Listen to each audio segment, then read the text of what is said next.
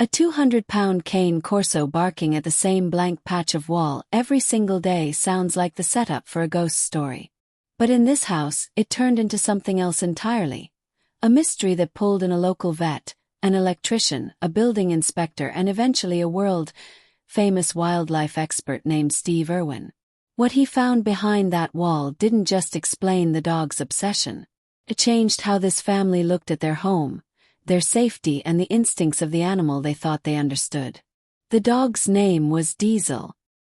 He was one of those dogs that made strangers cross the street. Solid black, massive head, chest like a tank. But to the Collins family, he was a gentle, drooling shadow. He followed 12-year-old Max everywhere and treated 6-year-old Emma like she was made of glass. He'd been rock steady since the day they brought him home from a rescue. Calm, quiet, observant. Which is why the barking started as a surprise. It began on a Tuesday afternoon. Sarah Collins was in the kitchen making snacks after school when Diesel walked into the living room, stopped dead in front of the far interior wall and stared. Not at a window, not at a door, just at a plain stretch of painted drywall. Then he barked. One sharp, deep bark that made the dishes rattle. "Diesel, hey," Sarah called. "What's up, boy?" He didn't look back. He just stared at the wall, ears up, body stiff. Another bark. Then another. Low growls rumbled in his chest between each one, the hair along his spine lifting. Max jogged in, soccer ball under one arm. "Is someone outside?" "No," Sarah said, frowning. "He's barking at the wall." For 10 long minutes, Diesel stood there, fixated. Eventually, he stopped barking and simply lay down facing the wall, head between his paws, eyes locked on that one spot. Maybe he saw a bug, Max shrugged. If it had happened once, they would have forgotten it. It didn't happen once. The next day, at almost the exact same time, Diesel did it again. He trotted into the living room, planted himself in the same patch of floor, stared at the same place on the wall, and erupted into that deep, insistent bark. His whole body was tense, but not afraid, alert, focused. "Cut it out, mate," Daniel Collins said, trying to keep his voice cheerful but firm. "There's nothing there." He checked the hallway, the front door, the windows. No cats, no delivery truck, no neighbors in the yard. Nothing. But to Diesel there was something. By Friday it had become a routine. 3:47 p.m., almost to the minute, Diesel would rise from wherever he'd been sleeping, walk into the living room, and start his vigil at the wall. Bark, growl, air.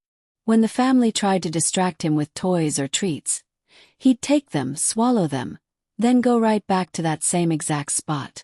"Maybe it's mice," Sarah said, rubbing her temples. "Or something in the wall." Daniel called a pest control company. The technician arrived with bait boxes and a quiet, practiced smile. "If it's rodents, we'll know," he said, tapping along the baseboards, listening. "Sometimes dogs hear them long before we do." He set up sensors, inspected the attic, even ran a small camera into gaps he could access. A few hours later he shrugged. "Nothing. No droppings, no nests, no signs of movement," he said. "If he's hearing something, it's not a mouse." They tried other explanations. The vet checked Diesel's ears and vision. "No infection, no neurological issue I can see. He's healthy," she said. "Some dogs fixate on sounds in the walls. Pipes, wiring, hum, things we tune out. Try a white noise machine. See if it helps." Didn't. Even with gentle static filling the room, Diesel still locked onto that patch of wall like it was the most important thing in the world. The neighbors offered their own theories. "Old houses have stories," one elderly neighbor said, lowering her voice. "Animals sense things we can't. Maybe there's a spirit there." Emma, listening from the doorway, went pale. That night, she refused to walk past the living room alone. "There are no ghosts," Sarah told her firmly, tucking her into bed. But when she walked back down the hall and saw Diesel sitting under the dim light, still facing that wall. A chill she couldn't explain slid down her spine. Weeks went by. The barking got shorter but more intense. Some days Diesel didn't bark at all. He just sat, staring, whining quietly in his throat like he was watching something move behind solid plaster. His nails scratched at the baseboards until the paint flaked. One Saturday Daniel snapped. "That's it. I'm cutting into this wall," he said. "I don't care what's behind it. Pipes, wires, squirrels, ghosts. I'm done listening to him lose his mind over nothing." He marked the spot Diesel always focused on, a neat rectangle at chest height, and carefully scored the paint with a utility knife. Diesel watched every movement, eyes following the blade. When Daniel picked up the drywall saw, the dog's breathing quickened. "Dad!" Max hesitated in the doorway. "What if it's like a nest of snakes or something? In this suburb?" Daniel snorted. "We're miles from bushland. The scariest thing behind this wall is probably bad insulation." Still as he sawed, the family edged closer together. Gypsum dust snowed down. The outline of the rectangle deepened. At last, Daniel slid the cut piece free and lowered it to the floor. Behind the wall was darkness, the smell of old dust, and something else. A faint, musky scent that didn't belong to insulation or wiring or wood. Diesel lunged forward, nose pushing toward the opening. A warning growl rolled out of him, deeper than any they'd heard yet. "Back, Diesel," Daniel said sharply, grabbing his collar. "Everyone away from the wall. Now."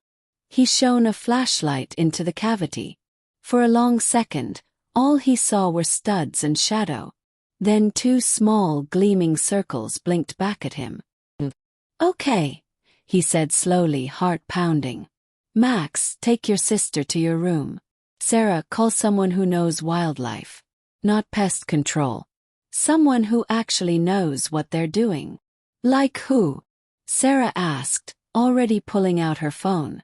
They lived in Queensland, not far from a place every animal-loving kid in the world knew by name. Australia Zoo. Sarah scrolled through a list of local wildlife rescue numbers, thumb hovering, when Max's voice floated down the hall. "Didn't Steve Irwin work with animals in people's houses all the time? On TV, I mean. Maybe they have someone like him we can call." Sarah half laughed, half gulped. "We're not getting Steve Irwin, honey," she started to say, then stopped.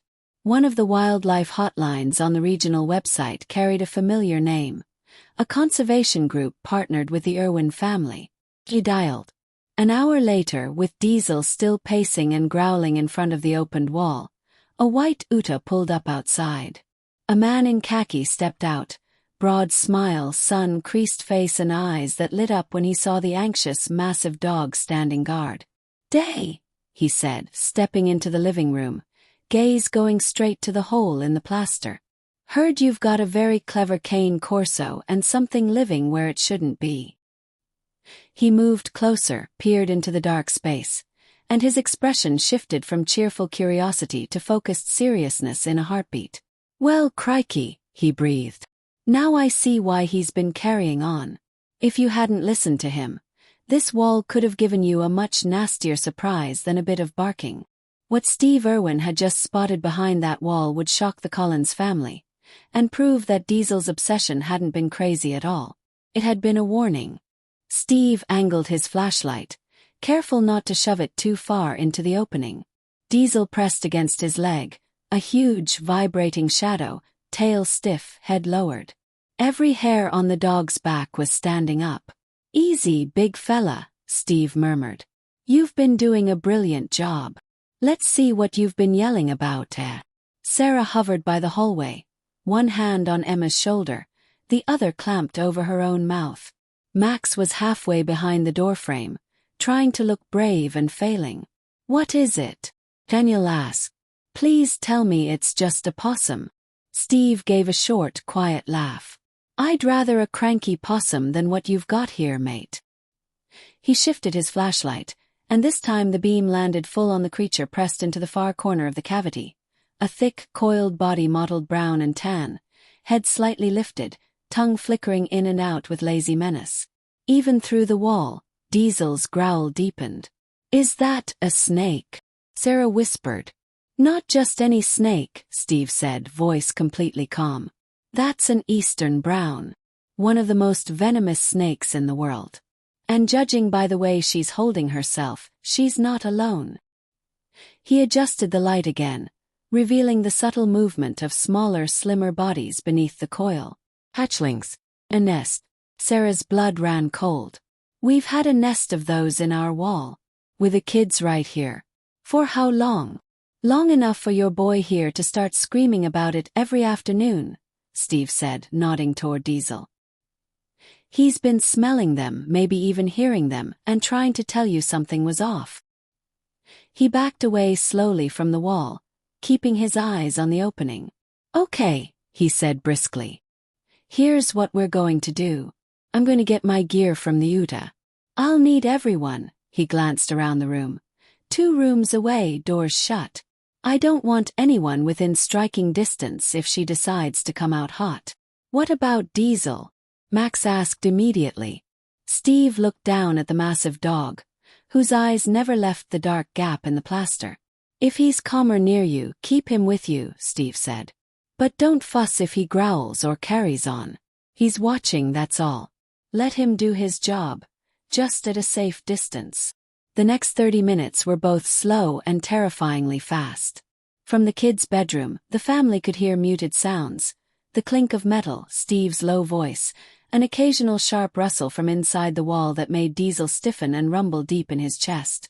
Emma sat on her bed with her knees pulled up, hands over her ears. Max paced a groove into the carpet. Sarah and Daniel sat side by side on the floor, fingers interlocked so tightly their knuckles were white.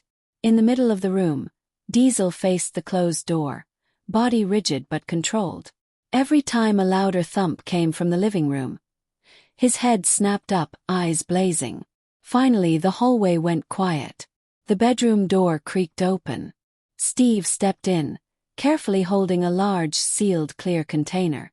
Inside, the brown snake coiled, tongue flicking irritably against the plastic. "That," he said, "is Mum." He nodded toward another smaller container at his feet. "And these are her kids. We'll be relocating the whole family somewhere far away from your walls." Emma's eyes were huge. Were they going to come out? Into the house? Steve didn't sugarcoat it. Eventually, yeah. Once they got more active, they'd follow warmth, food smells, vibrations. Sooner or later, one of you would have had a very bad surprise. He tipped his chin at Diesel. "Knew something wasn't right. He's been trying to keep you away from that part of the room this whole time." "Crikey," Max breathed. "Diesel saved us from venomous snakes." Steve smiled. "More than once, probably. You might have walked barefoot past that wall 100 times without knowing what was a few inches away. But he knew. And he didn't just know. He insisted you pay attention." Back in the living room, with the containers secured in the Utah and the wall cavity fully inspected, Steve sat on the floor so he was eye level with Diesel. The cane CORSO leaned in, sniffing his shirt, still keyed up but no longer shaking. "You're a ripper of a dog, you know that?" Steve said, scratching under Diesel's jaw. "Some people think dogs bark for no reason. But you barked at the same time, same place every day. That's not nonsense. That's a pattern. Instinct, with a bit of obsession sprinkled on top." "Why the same time every day?" Max asked, curiosity starting to edge out fear. "Snakes are cold-blooded," Steve explained. "They move more when the temperature's right. Afternoon warmth probably had her shifting around in there. Your boy here hears a slight movement, smells the musk, feels vibrations in the wall. Suddenly this whole spot feels wrong to him. So he parks himself right here and makes a fuss. And we just told him to be quiet," Sarah said softly, guilt in her voice. Steve shook his head. "You called the vet. You called pest control. You cut into the wall. You did listen. A lot of people would have just locked him outside. You gave him the chance to keep telling you until you found the truth." Daniel ran a hand through his hair. I feel sick thinking about how close those snakes were to the kids. Diesel. If he'd stuck his head in there. Which is why I grabbed him when I did, Steve said. Even a big, brave dog doesn't walk away from a strike like that. But here's the thing. He never tried to attack the wall. He didn't rip it apart. He barked, he scratched, he stared. He held the line. He was saying, "Oi, something's wrong. Don't come near." That's pretty incredible. Diesel sighed and dropped his head into Steve's lap, the picture of a dog suddenly very tired now that his job was done. Steve laughed and ruffled his ears. "You're off duty for today, mate. You can take a break." Over the next week, the Collins family told the story a dozen times. To neighbors, to relatives, to the electrician who came to check that no wiring had been damaged in the wall, to the building inspector who wanted to make sure there weren't any other unwanted tenants hiding behind the plaster. "He barked at the same wall every day," Emma would say proudly. "Because there were snakes. Real ones. And Irwin came. They patched the wall eventually, but not before Max took a marker and wrote, in tiny letters on the stud, just above where Diesel always sat. Diesel's wall. He was right.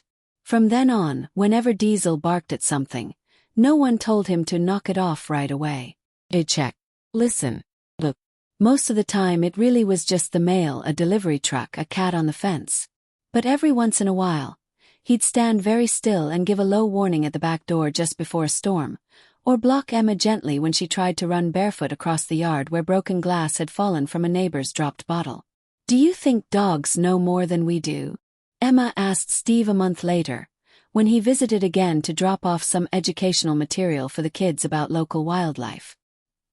He thought for a moment, looking at Diesel sprawled across the cool tiles, one eye barely open, still positioned in his favorite place facing the once dangerous wall. "I think they know different things," Steve said. "We've got phones and weather reports and maps.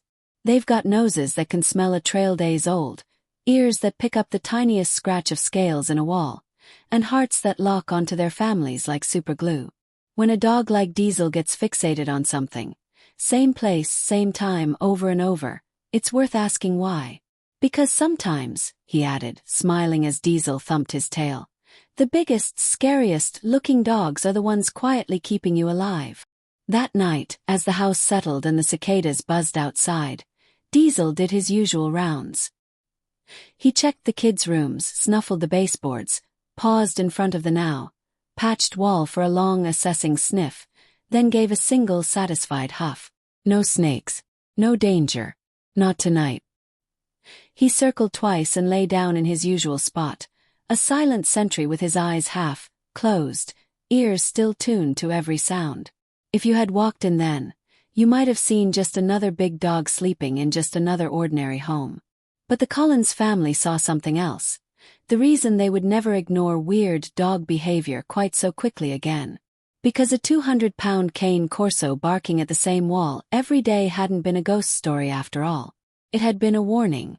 And the only shocking thing in the end was how close they'd come to not listening.